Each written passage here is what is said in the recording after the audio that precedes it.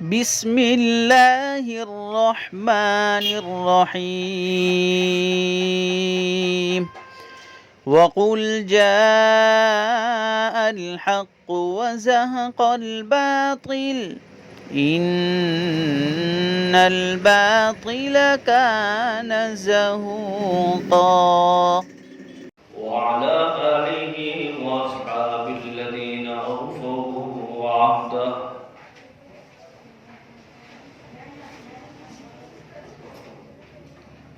الذين فازوا هم إلى خلاصة العرب الأرباع وخير الخلائق بعد الأنبياء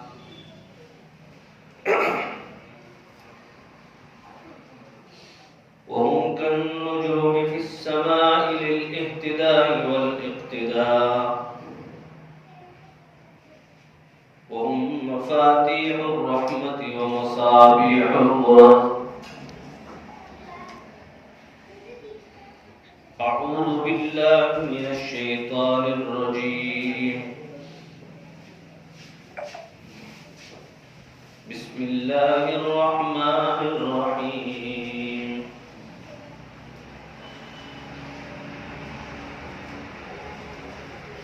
يا أيها الذين آمنوا توبوا إلى الله توبة نصوحا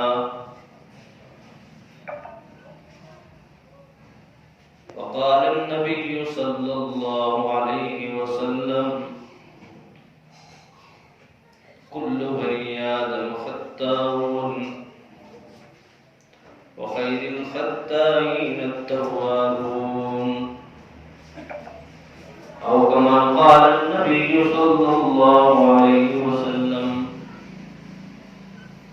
اللهم صل على سيدنا محمد وعلى آل سيدنا محمد وبارك وسلم.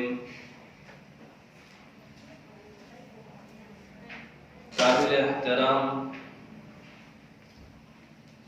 پردے کے پیچھے بیٹھ کر سننے والی اسلامی مائیں اور بہنیں،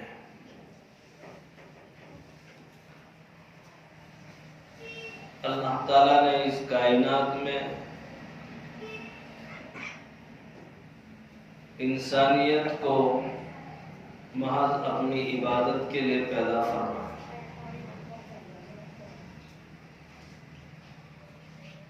اپنے احکام کو بجا لانے کے لیے،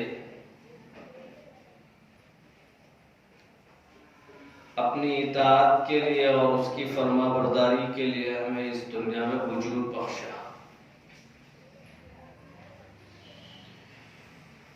اور اس کی تعلیمات کے لیے انبیاء علیہ السلام کو مبعوث فرمایا.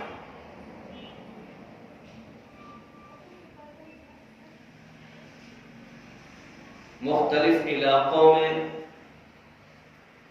مختلف قوموں پر اللہ اپنے اولو العزم پیغمبر اور بندوں کو بحیثیت نبی اور رسول بھیجتا رہا.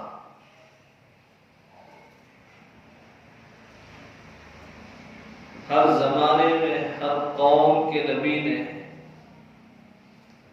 اپنے اپنی قوم کو اللہ سے ڈرایا ہے. ہر نبی کا یہ پیغام تھا، ہر نبی کی یہ تعلیم تھی، اعبدوا اللہ،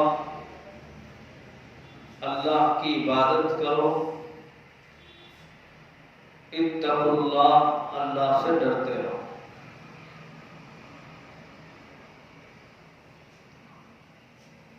دعوت میں تقریباً تمام انبیاء علیہ السلام ایک ہی نہج پر کام کرتے تھے.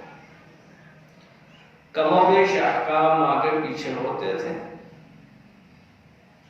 دعوت سب کی یکساں تھی.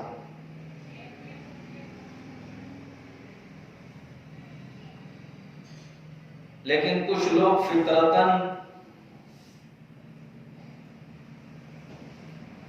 آدم علیہ السلام کے مجاز پر ہیں.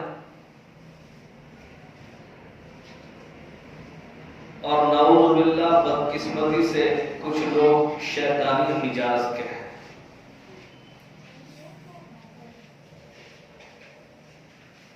میں آپ کو ایک مثال سے سمجھاؤں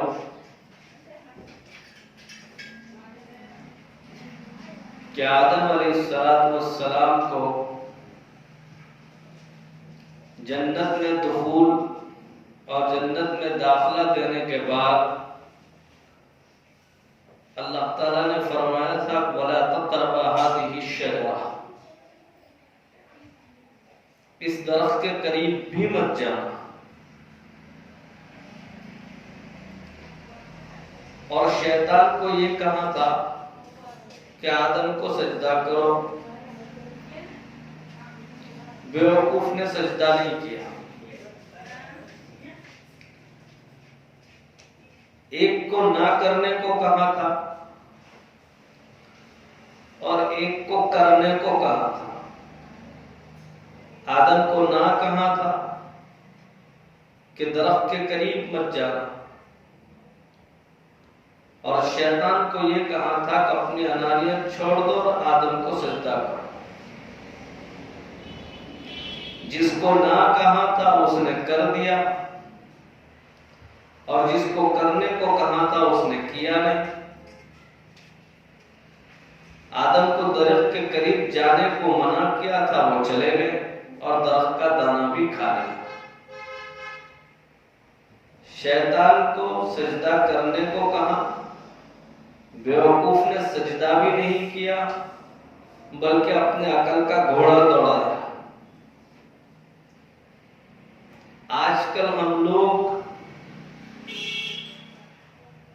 نہیں بولنا چاہیے، لیکن جو مشاہدہ ہو رہا ہے، جو حالات ہیں، ہمارا مزاج بھی اب شریعت کے احکام کے سامنے گھوڑے دوڑانے کا ہو گیا۔ شریعت تو ماننے کا نام ہے، وہاں اپنی رائے قائم نہیں کرنے کی۔ مثلا کوئی یہ کہے کہ بھائی شراب پینے سے حرام قرار دیا، شراب پینے سے روک دیا گیا، بھائی کیا وجہ ہے؟ وہ تو بہت میٹھی لگتی ہے اور شربت بھی میٹھی لگتی ہے، ایک کو پی سکتے ایک کو نہیں پی سکتے، تو وہاں اپنی عقل کا گھوڑا نہیں دوڑا سکتے۔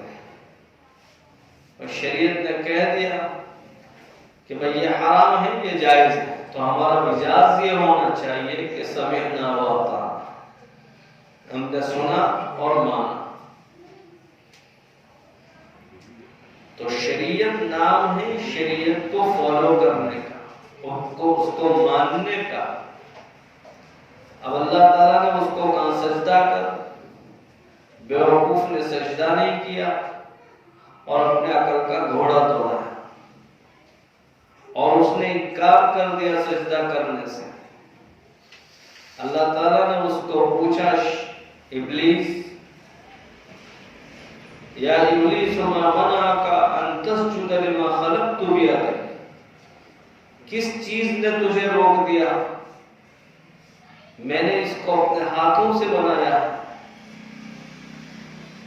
استکبرت، تکبر کرتا رہا، اپنی برتری اللہ کے سامنے بیان کرتا رہا،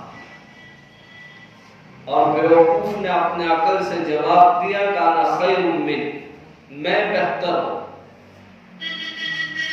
اور اپنے بہتر ہونے کی وجہ بیوقوف یہ بتا رہا ہے کہ انا خیر من خلقتنی من نار وخلقتہ من طین، کہ میں آگ سے بنایا گیا ہوں اور یہ مٹی سے بنایا گیا ہے۔ آگ ہمیشہ اوپر اٹھتی ہے، مٹی نیچے ہوتی ہے، میں سجدہ نہیں کروں گا۔ دونوں سے اللہ ناراض ہو گئے۔ آدم کو کہا تھا درخت کے قریب مت جانا، وہ چلے گئے تو جنت سے نکال دیا گیا۔ شیطان کو سجدہ کرنے کو کہا، اس نے نہیں کیا، اس کو معلم الملائکہ، فرشتوں کا استاد تھا، اس منصب سے اتار دیا گیا۔ دونوں پر اللہ کا غصہ بھڑک اٹھا۔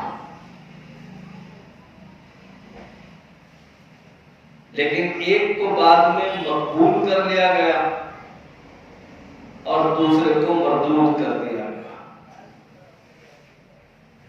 میں یہاں اس بات کو چھوڑتا ہوں، پھر پلٹ کر میں اس بات پر آؤں گا۔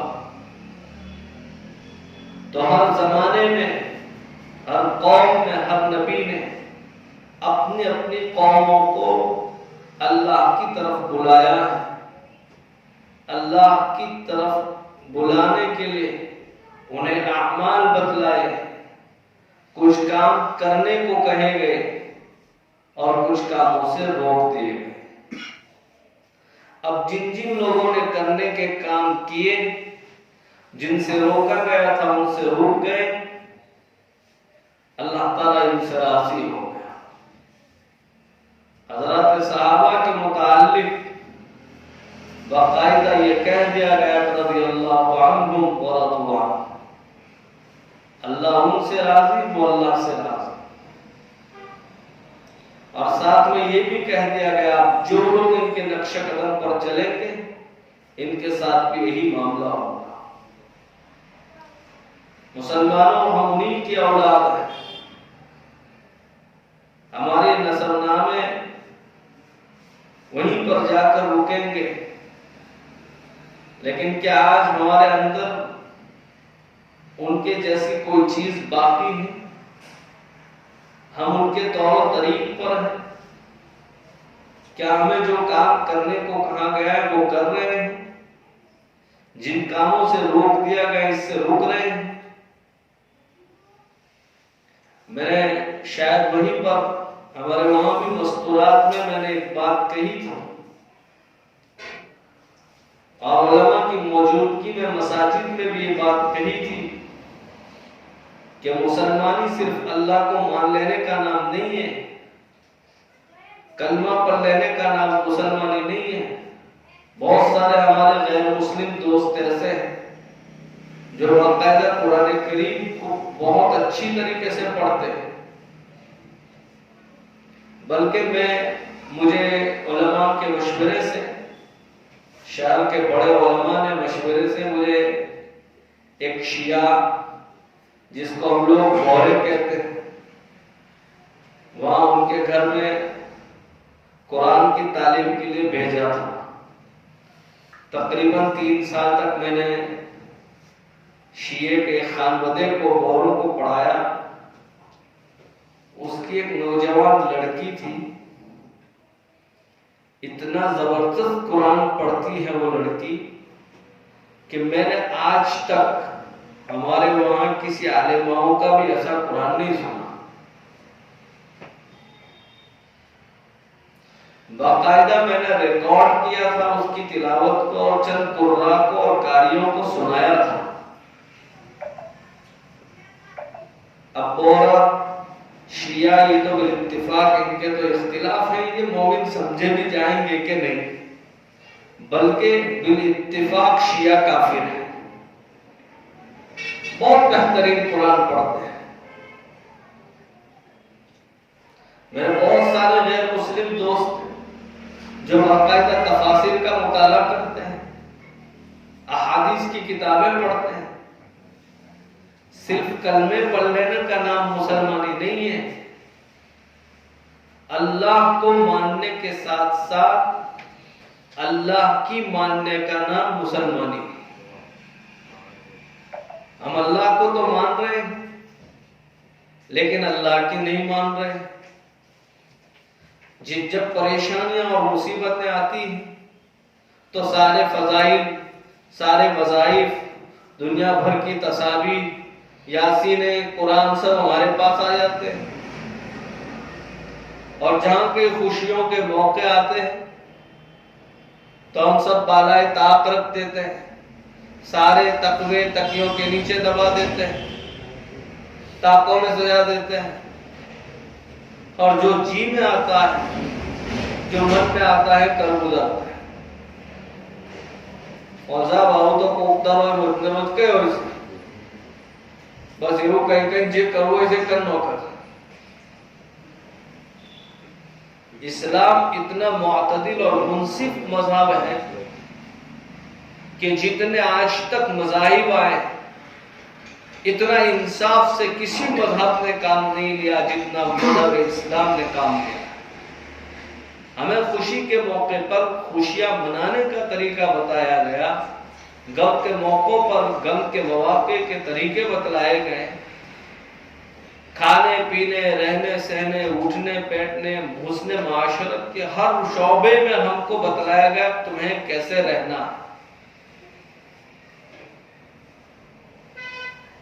ہم تو بے لگام ہو چکے ہیں، آزاد خیالی ہو گئی، مسلمان اس دنیا میں آزاد نہیں ہو سکتا۔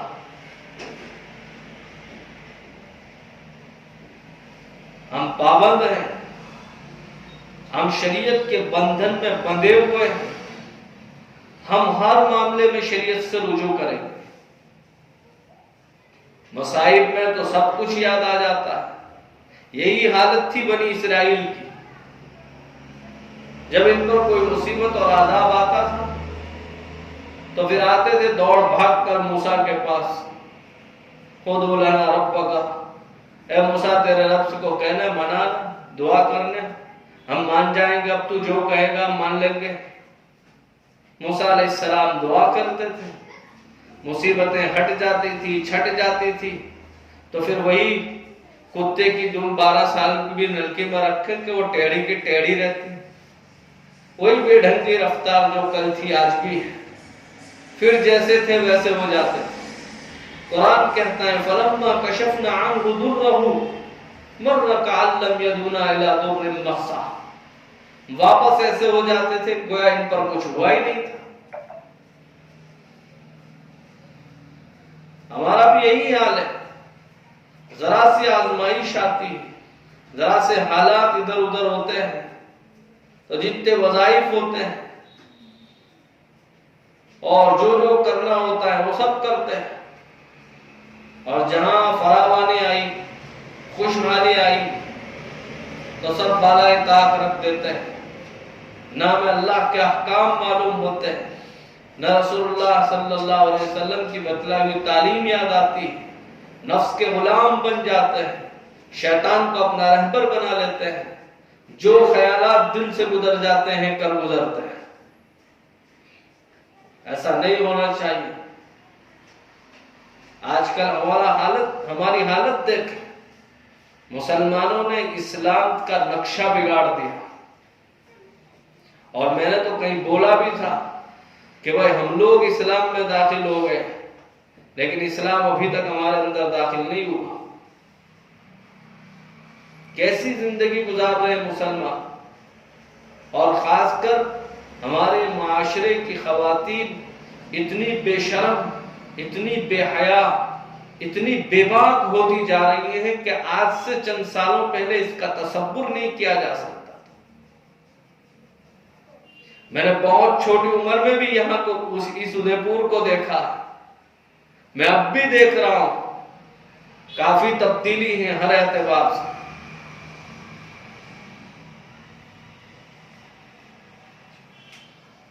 اور خواتین کو اس لیے کہا جا رہا ہے، حضرت مولانا تھانوی رحمۃ اللہ علیہ فرمایا کرتے تھے کہ کسی بھی معاشرے کی اصلاح کرنا ہو تو وہاں کی خواتین کو دیکھیں۔ اگر اس معاشرے کی خواتین میں بے شرمی اور بے حیائی ہے، بے پردگی اور بے باکی ہے، تو یہ فیصلہ کر دیں کہ یہ معاشرہ برا۔ اور جس معاشرے کی خواتین باحیا ہیں، شرم و حیا ہے ان کے اندر، اخلاق ہیں، پردہ والی ہیں، بے باک اور آوارگی کے ساتھ نہیں رہتی، تو فیصلہ کریں کہ یہ معاشرہ دیندار معاشرہ ہے۔ اس معاشرے میں پلنے بڑھنے والا ہر بچہ نیک اور صالح ہوگا، کیونکہ جس معاشرے کی مائیں اتنی نیک ہوتی ہیں وہاں نیک اولاد پروان چڑھتی ہیں۔ جہاں معاشرے کی عورتیں بے باک اور بے شرم بے حیا ہوتی ہیں وہاں کی اولادیں بھی بڑی نافرمان ہوتی ہیں۔ کسی کو کچھ کہنے کی ضرورت نہیں، ہر ایک اپنی گریبان میں جھانک کر دیکھے کہ آج ہم لوگ کیسی زندگی گزار رہے ہیں۔ کیا ہماری حالت ہماری مسلمان ہونے کی ترجمانی کر رہی ہے؟ کتنا بگاڑ پیدا کر رکھا ہے ہم لوگ، کیا کیا کر رکھا ہے۔ جس موڑ پر دیکھیں ہم نے فتنہ بنائے رکھا، خاص کر شادیوں کے موقع پر اتنی بدعنوانیاں، اتنا اسراف، اتنی بے باکی، شرم نہیں آتی، شرم آنی چاہیے۔ گلے میں 5 تولے کا بھاڑ لٹکا دینا، کیا بولتے ہیں بھائی، ہاڑ، ہاں، تو گلے میں بھاڑ لٹکا دینا، سونے کے کنگن پہن لینا، یہ تمہارے زیور تھوڑی ہے۔ تمہارا سب سے بڑا اور سب سے قیمتی اگر کوئی زیور ہے تو وہ شرم و حیا۔ تم نے اتار دیا اس کو اپنے جسموں سے۔ شرم تو تمہارا سب سے قیمتی زیور ہے۔ شادی بیاہ کے موقع پر ہماری عورتیں اور ہماری خواتین، ہمارے معاشرے کی ماں بہنیں اور نوجوان لڑکیاں باوجود کپڑوں کے ننگی دھڑنگی نظر آتی ہیں۔ اللہ کے نبی علیہ السلام نے فرمایا تھا قرب قیامت میری امت کی عورتیں ننگی نظر آئیں گی۔ صحابہ نے پوچھا غربت کا یہ عالم ہوگا کہ ان کے پاس سطر چھپانے کے کپڑے نہیں ہوں گے؟ فرمایا دنیا اتنی ہوگی کہ تم نے تصور بھی نہیں کیا۔ آلائش و آرائش کا زمانہ ہوگا، ہر قسم کی سہولیات مہیا ہوگی، باوجود کپڑوں کی ننگی دھڑنگی نظر آئے گی۔ صحابہ نے اس وقت تصور بھی نہیں کیا ہوگا کہ باوجود کپڑوں کی ننگی کیسی نظر آئے گی، لیکن ہم دیکھ رہے ہیں جنجر جو پیڑی نکڑی پڑوڑ اپنے بدن کی نمائش کرنے کی، مردوں کے بیچ سے گزرنے کا۔ تم جانتے ہو ایک مرتبہ اللہ کے نبی علیہ السلام نے بڑے بڑے صحابہ بیٹھے ہوئے تھے، صدیق اکبر بیٹھے ہیں، فاروق اعظم ہیں، عثمان ذی النورین ہیں، حیدر کرار ہیں، عشرہ مبشرہ میں سے بڑے بڑے صحابہ بیٹھے ہوئے ہیں، اور ایک سوال پوچھ لیا کہ دنیا کی سب سے بہترین عورت کون سی؟ اچھا ہوا کہ سوال بھی اچھے لوگوں سے تھا۔ ہم بے وقوفوں سے سوال کرتے تو اب تو ہم کو کہ شینگ جو ناک ہوئے، کبوترا جو موڑو ہوئے، نہ معلوم ہم تو کیا کیا بتلاتے کہ ایسی ایسی علامات ہونی چاہیے۔ اب وہاں ابو بکر ہیں، عمر ہیں، سب بیٹھے ہوئے ہیں، سب ایک دوسرے کو دیکھ رہے ہیں کہ بھائی دنیا کی بہترین عورت کس کو کہیں گے؟ حضرت علی چپکے سے کھڑے ہوئے اور اپنی زوجہ محترمہ حضرت فاطمہ کے پاس گئے کہ فاطمہ ابو نے ایک سوال کیا ہے اور بڑے بڑے صحابہ بیٹھے ہیں، کسی ایک کو بھی جواب نہیں آتا۔ حضرت فاطمہ نے پوچھا بتاؤ سوال کیا ہے؟ فرمایا ابا پوچھ رہے ہیں کہ دنیا کی بہترین عورت کون سی ہے؟ تم جانتی ہو وہ بھی تمہاری طرح ایک عورت ہے۔ حضرت فاطمہ نے فرمایا بہت آسان جواب ہے، ابا کو جا کر کہہ دو کہ دنیا کی بہترین عورت وہ ہے کہ وہ خود اس طرح رہے کہ وہ نہ کسی غیر محرم مرد کو دیکھے اور نہ اس کو کوئی غیر مرد دیکھے، یہ دنیا کی بہترین عورت ہے۔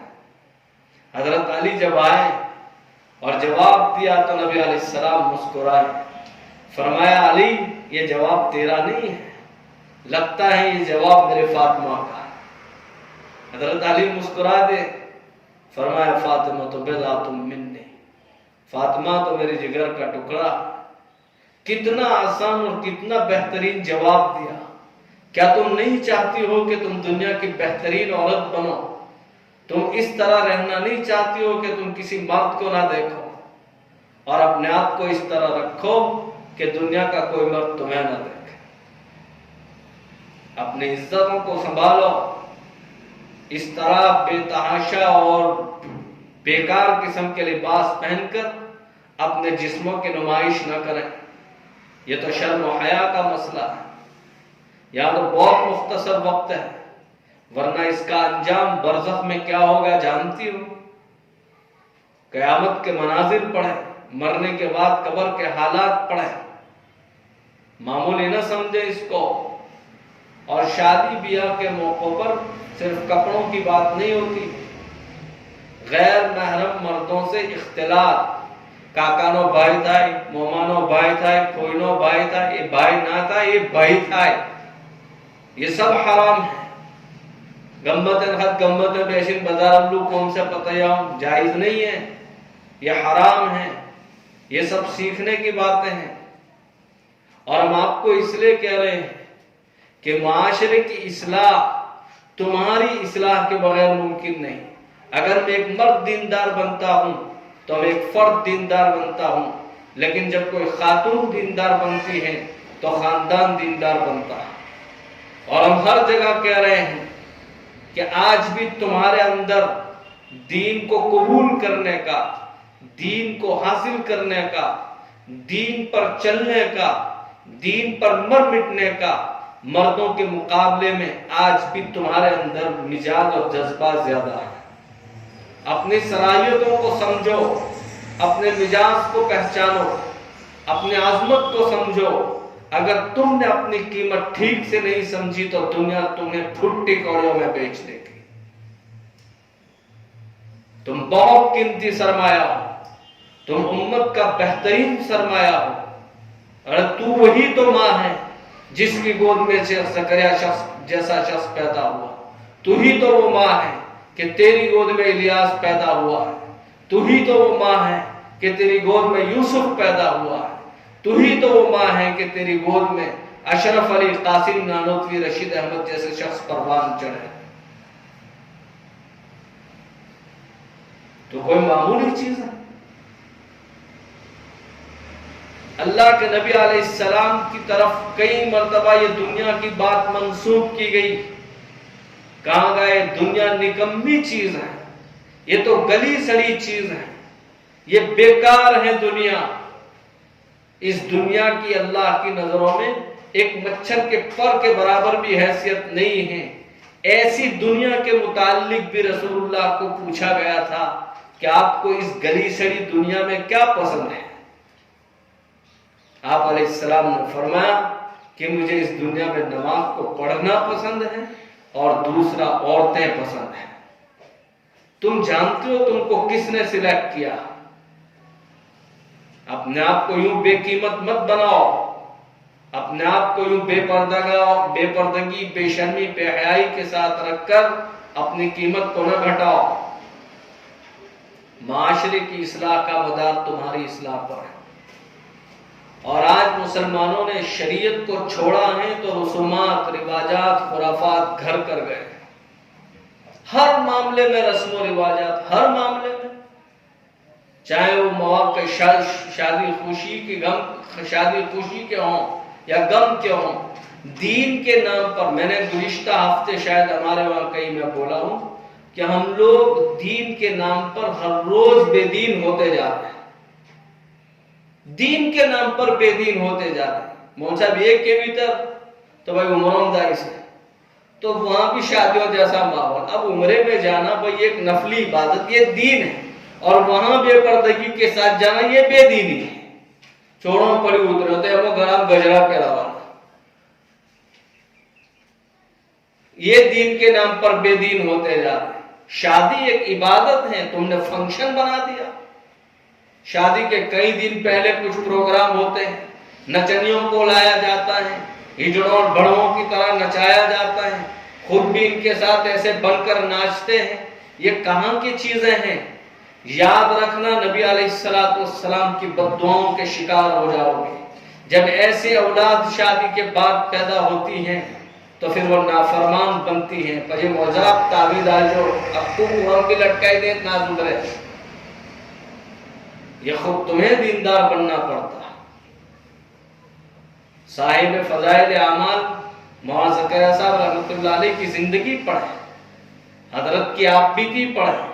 بہت ڈرامے دیکھتے ہیں یوٹیوب کی دنیا میں، بہت وقت برباد کرتے ہیں فیس بکوں پر، بہت برباد کرتے ہیں اسنیپ چیٹ پر، گپ شپ کرتے ہیں واٹس ایپ پر، غیر محرم مردوں کے ساتھ اناپ شناپ میں لگے رہ کر گھنٹوں بھر برباد کرتے ہیں، بہت سارے پیسے بے وقت اور بلا ضرورت چیزوں میں برباد کرتے ہیں۔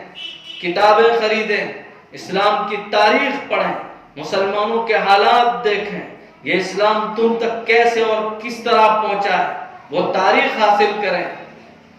آپ بیتی پڑھیں حضرت کی، شیخ زکریا یوں ہی شیخ زکریا نہیں بنا، اس کے پیچھے مولانا یحییٰ کی زندگی لگی ہے۔ مائیں اور ماں باپ جب دیندار ہوتے ہیں تو اولاد معاشرے میں دیندار پیدا ہوتی ہے۔ کوا موئی تواڑا ماون ہم ہی بے دین ہیں تو بچے دیندار کیسے بنیں گے؟ شادیوں میں بہت فضول خرچی ہو رہی ہے، دینداری کے نام پر بے دین ہوتے جا رہے ہیں، اللہ کے لیے اچھی بات نہیں ہے، مسلمانوں کی یہ حالت درست نہیں ہے۔ اور میری ماں اور بہنیں برا نہ مانیں لیکن بہت ضرورت ہے، ہم بہت ایسے اعمال کر چکے ہیں کہ اللہ ہم سے ناراض ہو رہے ہیں۔ میں نے شاید گزشتہ جمعہ ہمارے وہاں کسی مسجد میں کہا تھا اور بہت سارے علماء کی موجودگی میں بات بولا ہوں کہ مجھے تو یہ خیال آتا ہے کہ بھائی شاید اگلی امتوں نے بھی اتنے گناہ نہیں کیے ہوں گے جتنا اس وقت کی امت گناہ کر رہی ہے۔ ہم بہت گناہ کر رہے ہیں۔ آپ پچھلی امتوں کو دیکھیں کہ قوم شعیب علیہ السلام میں ایک کمی تھی کہ وہ ناپ تول میں کمی کرتی تھی، قوم لوط کی بیماری الگ تھی، قوم نوح کی بیماری الگ تھی، قوم صالح کی بیماری الگ تھی، ہر نبی کی قوم میں کچھ نہ کچھ بیماریاں تھی، اور ہم وہ لوگ ہیں کہ ہمارے اندر وہ ساری بیماریاں موجود ہیں۔ یہ تو اللہ کا وعدہ تھا کہ میں تیری امت کو ایک ساتھ ہلاک نہیں کروں گا، وَمَا كَانَ اللَّهُ لِيُعَذِّبَهُمْ وَأَنْتَ فِيهِمْ، میرے محبوب جب تک آپ ان کے درمیان ہیں ہم آپ کو ہلاک نہیں کریں گے، اور اگر آپ چلے بھی جائیں گے اور آپ کی قوم استغفار کرتی رہی، توبہ کرتی رہی، تب بھی ہم ان کو محفوظ کر لیں گے، ہم ان کو بچا لیں گے۔ معلوم نہیں اللہ کے کن بندوں کے وسیلے سے اور کن کی دعاؤں اور برکتوں کے صلے میں ہم لوگ محفوظ ہیں، ورنہ حالت تو ایسی ہے کہ جیسے جبرائیل کو کہا گیا تھا کہ صبح صادق سے پہلے ان کو اوپر لے جا کر نیچے پٹخ دیں، وَجَعَلْنَا عَالِيَهَا سَافِلَهَا۔ ہمارے حالات بھی ایسے ہیں، ہم نے کوئی موقع چھوڑا ہے اللہ کو ناراض کرنے کا؟ جسم کا ایک عضو ایسا باقی نہیں جس سے ہم نے اللہ کی نافرمانی نہ کی ہو، اور دن رات کی کوئی گھڑی ایسی باقی نہیں کہ ہم نے اللہ کی نافرمانی نہ کی۔ ہماری نوجوان لڑکیاں کتنی بے باک ہو رہی، کتنی آوارگی کے ساتھ زندگی گزار رہی، کوئی کہنے والا نہیں۔ آپ دیکھیں موبائل کی دنیا میں کتنا وقت برباد کر رہی، غیر محرم مردوں کے ساتھ واٹس ایپ پر چیٹنگ کرنا یہ انگلیوں کا زنا ہے۔ فیس بک پر اور انسٹاگرام پر اپنی تصویریں رکھنا، خدا اپنی جہالت سے نیک لوگوں کی نیکیوں کو برباد نہ کرے۔ چھوڑو، وقت بہت کم ہے لیکن آپ بہت سمجھدار ہیں، عقل مندوں کو اشارے کافی ہوتے ہیں، لغو کاموں سے اپنے آپ کو بچاؤ، اور آج کی اس مجلس میں سچی توبہ کرو کہ دنیا کو جو کہنا ہوگا کہیں، انشاءاللہ اے اللہ آج میں عہد کرتی ہوں، آج میں آپ سے سچا اور پکا وعدہ کرتی ہوں، آج کی اس مجلس میں بیٹھ کر ہم آپ سے دل سے عہد کرتے ہیں کہ ہم آپ کی طرف آنا چاہتے ہیں، نفس و شیطان دشمن بنے ہوئے ہیں، اے اللہ تمہیں اپنی طرف کھینچ لے، تو ہمیں اپنی طرف جذب کر لے، اور ہمیں پیشانیوں کے بال پکڑ کر ہدایت کے راستے پر لے آ۔ آپ جانتے ہو اللہ کے نبی علیہ السلام کون ہیں، اتنے بڑے مقام پر ہوتے ہوئے اللہ سے کیسی دعائیں مانگتے ہیں، اللہم انی عبدک، اے اللہ میں تیرا غلام ہوں، وابن عبدک، اور میرا باپ تیرا غلام ہے، وابن عامتک، میری ماں تیری باندھی ہے، ناصیتی بیدک، میری پیشانی تیرے قبضے میں ہے، جب کبھی راہ سے بے راہ ہو جاؤں پیشانی کے بال پکڑ کر سیدھے راستے پر لے آ۔ مانگنا پڑتا ہے اللہ سے، عہد کرے اللہ سے، اور ضروری نہیں کہ ہم گھر جا کر ہاتھ اٹھا کر رو رو کر دعائیں مانگیں گے۔ آج کی اس مجلس میں صدق کے دل سے توبہ کر لیں، اور توبہ کیا ہے؟ التوبۃ ہی الندمہ، پچھتاوا اپنے کاموں پر، جو کام ہمیں نہ کرنے کو کہا گیا تھا وہ کر دیا ہے تو اس پر دل سے پچھتائیں، جن کو کرنے کو کہا تھا وہ نہیں کیا ہے تو اس پر پچھتائیں۔ انشاءاللہ اللہ تعالیٰ دل کی ندامت کو بھی قبول کرتا ہے۔ تو ادھر شیطان کو کہا تھا سجدہ کر، بیوقوف نے سجدہ نہیں کیا۔ آدم کو کہا تھا درخت کے قریب مت جا، پھر بھی وہ درخت کے قریب چلے گئے۔ اب حق انصاف کا تقاضا یہ ہے کہ دونوں کو سزا ملنی چاہیے۔ سزا تو ملی، لیکن ایک کو ہمیشہ کے لیے مردود کر دیا اور دوسرے کو مقبول بنا دیا۔ خطا دونوں نے برابر کی تھی، ایک کو نہ کہا تھا، ایک کو ہاں کہا تھا۔ جس کو نہ کہا تھا اس نے کر دیا، جس کو کرنے کو کہا تھا نہیں کیا۔ سزا برابر ملنی چاہیے، لیکن ایک کو ملی، ایک کو بخش دیا گیا۔ کس کو بخش دیا گیا؟ کہ آدم علیہ السلام کو بخش دیا گیا۔ کیوں بخش دیا گیا؟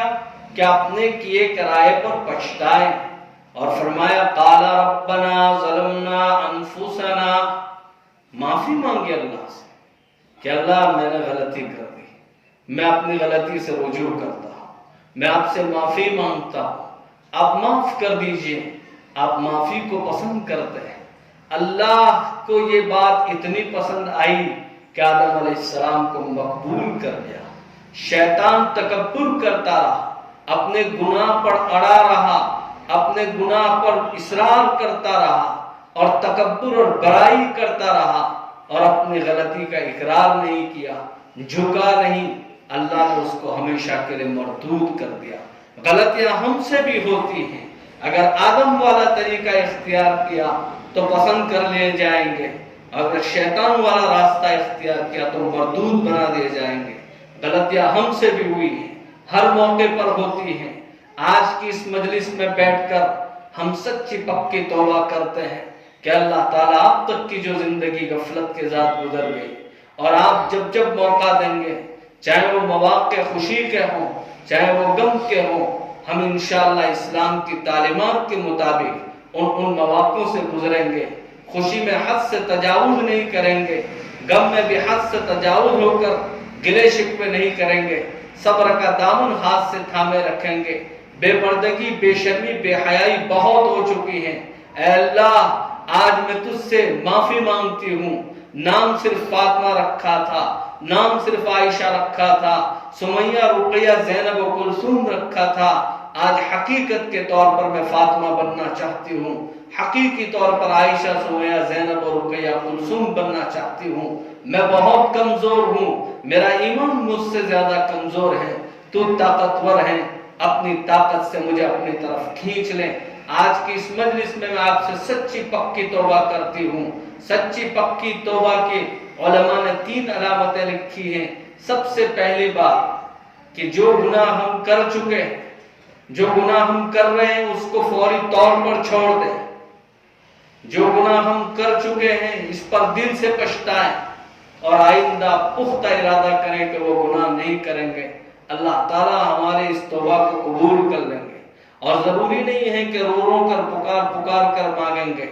آپ دل سے پچھتائیں، اسی مجلس میں بیٹھ کر پچھتائیں، دل سے اللہ سے باتیں کریں۔ اللہ نے ضرورت پڑی ہے، وقت آنے پر شیطان کی بھی سنی ہے، فرعون کی اور قارون کی بھی سننے کو تیار تھے۔ آپ دل ہی دل میں اللہ سے معافی مانگیں، اور اسی وقت اسی گھر میں بیٹھ کر اسی مجلس میں اللہ سے رابطہ جوڑیں، کنیکشن لیں اللہ سے۔ انشاءاللہ اللہ سب کی سنتا ہے، اللہ سب کی سنتا ہے، اور دل سے معافی مانگنے والوں کی معافی اللہ کو بہت پسند ہے۔ موسیٰ علیہ السلام کے زمانے میں ایک قحط آیا ہوا تھا، لوگ بھوکے مر رہے تھے، لوگ ترس رہے تھے، موسیٰ علیہ السلام دعائیں مانگ رہے ہیں، پوری قوم کو لے کر میدان میں گئے، اللہ سے معافی مانگ رہے ہیں۔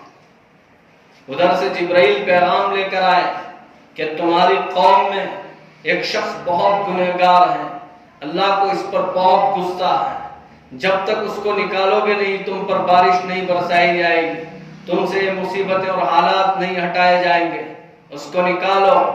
موسیٰ علیہ السلام ایک ٹیلے پر چڑھے، اعلان کر رہے ہیں بھائی کون ہے جس کی وجہ سے پوری قوم پریشان ہے، نکل جا اللہ کے واسطے سے، تیری وجہ سے بچے بلک رہے ہیں، جانور تڑپ رہے ہیں، بوڑھے لاچار محتاج لوگ تڑپ رہے ہیں، اللہ کے لیے میدان چھوڑ دے۔ کوئی نکلے، کوئی نکل تو ہے، ہماری عزت جشن ہے۔ اب اس گنہگار بندے نے دل ہی دل سے اللہ سے کنیکشن قائم کیا، مجلس سے نکلا نہیں اور اللہ سے رابطہ کیا کہ اللہ تو کریم ہے، تو رحیم ہے، میں نے بہت غفلت کی ہے، میں نے بہت کوتاہی کی ہے، میں مانتا ہوں میں تیرا اقراری مجرم ہوں اور میری گناہوں کی وجہ سے قوم پر حالات آئے ہوئے ہیں، اللہ لیکن میں ذلیل ہو جاؤں گا، اللہ میں بہت رسوا ہو جاؤں گا، میں کسی کو منہ دکھانے کے قابل نہ رہوں گا۔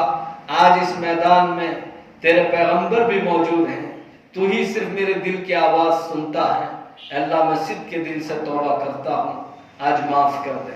آج پختہ ارادہ کرتا ہوں کہ آج کے بعد گناہوں کے کام نہیں کروں گا۔ اللہ جانتا ہے کہ کس کی دعا صدق کے دل سے ہوتی ہے، اللہ جانتے تھے کہ صدق کے دل سے دعا مانگی جا رہی ہے۔ اسی وقت بارش شروع ہو گئی، اسی وقت حالات درست ہونا شروع ہو گئے۔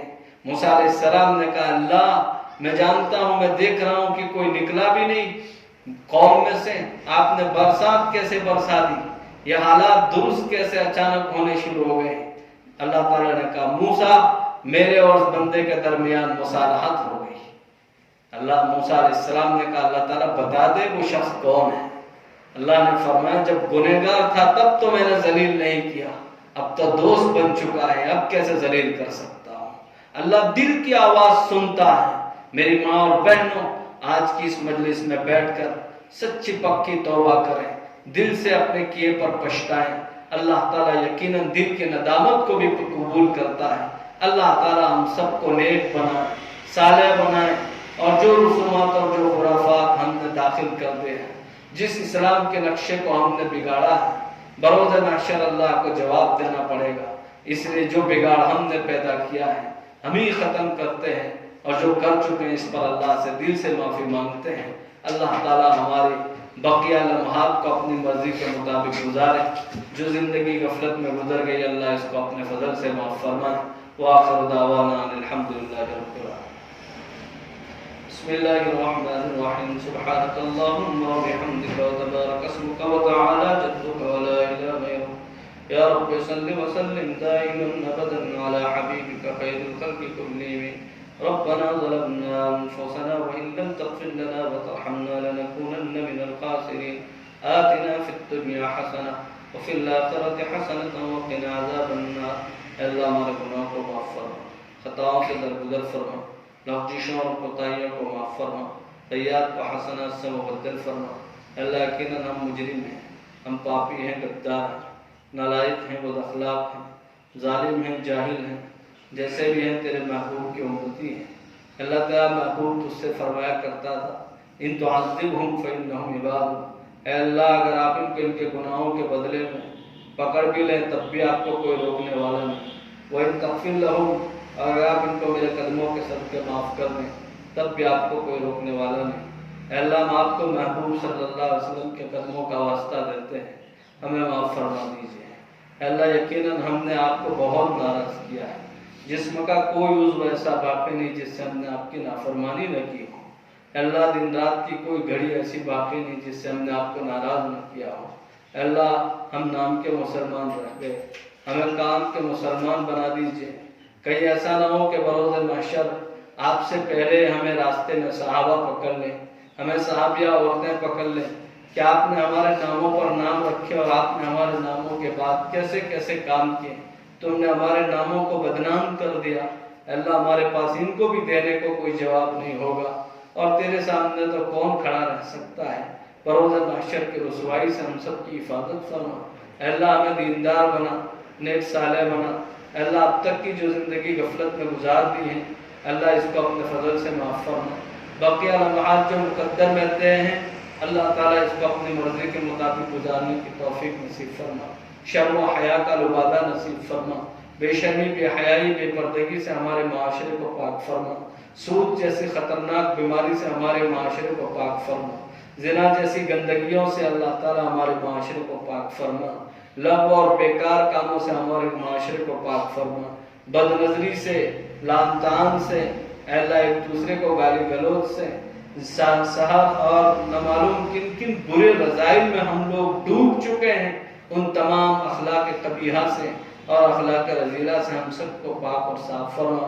ہمارے معاشرے کو دیندار معاشرہ بنا، اخلاق حسنہ سے متصف فرما، دینی ہوائیں اور فضائیں عام فرما، ماں بہنوں کو شرم و حیا کی چادر نصیب فرما، بے شرمی بے حیائی کو ختم فرما۔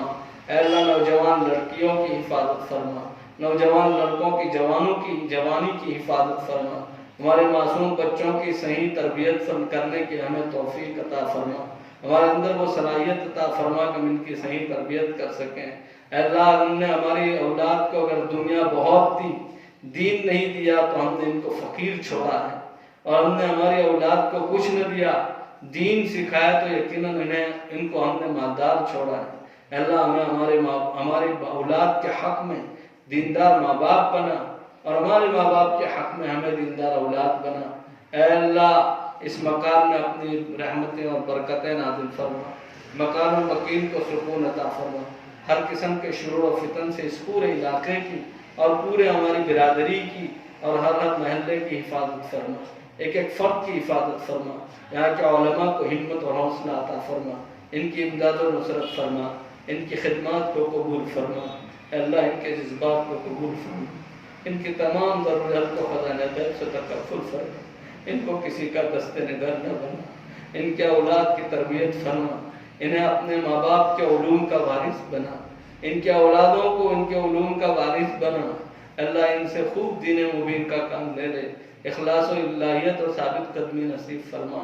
اللہ ہمارے بڑوں سے بہت ساروں نے دعاؤں کی درخواست کی ہے، ان بڑوں کی نسبت ہم چھوٹوں سے بھی درخواست کرتے ہیں۔ اللہ جن لوگوں نے ہم کو دعاؤں کی درخواست کے لیے کہا ہے یا جن کا ہم پر حق ہے، اے اللہ ان سب کے تمام جائز مقاصد اور مرادوں کو اپنے فضل سے پورا فرما۔